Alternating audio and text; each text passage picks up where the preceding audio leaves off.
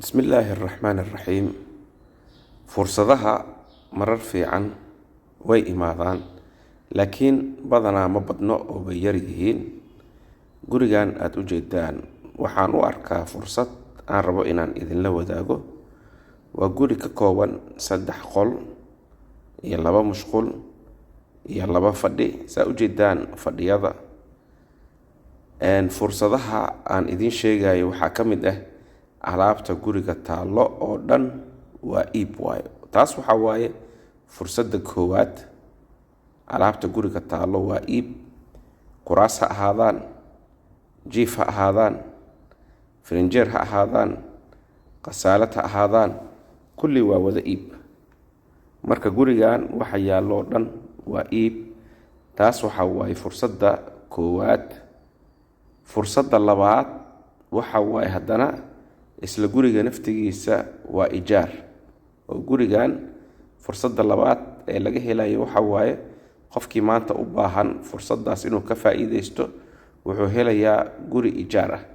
Marka alaabtana iibso, gurigana ijaaro. waa haddaad doonaysid guri ijaar ah, alaabtii aad soo gadan lahayd ayadana kuu diyaarsan, weli ayakoo ma aragtay quality fiican ah. alaabta quality-ga fiican wadankan qiimaha ay ka joogaan waa lala socdaa. Marka labadaas fursadood aan rabaa in aan idinla wadaago.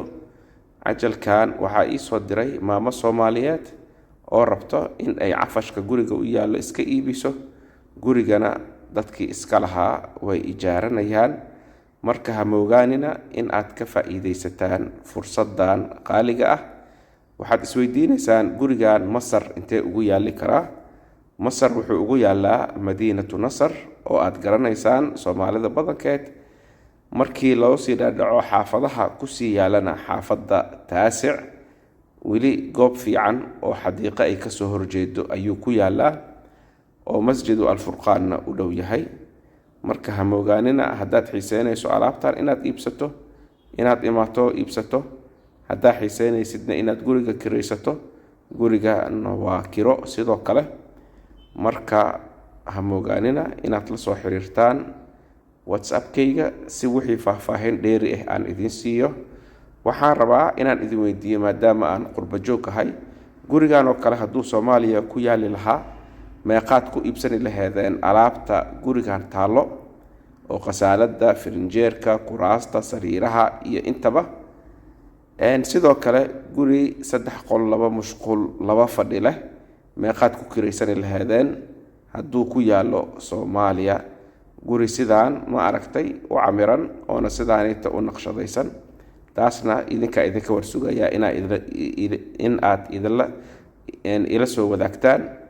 marka walaalayaal, gurigan fursadda qaaliga ah qofkii u baahan maanta oo baahi ay jirto, waxa waaye wixii macluumaad ah waa i weydiini karaa. alaabta waa iib waaye. marka insha Allah bilkariim waa kaas xadiiqadana aad u jeedaan waa xadiiqo aad iyo aad u qurux badan. run ahaantii markii aad soo baxdid meeshaas waad ku soconi kartaa. hawo fiicanna way leedahay. maasha Allah, tabaaraka Allah. marka ha moogaanina in aad ma aragtay haddaad rabtaan ila soo xiriirtaan gurigan. wassalaam.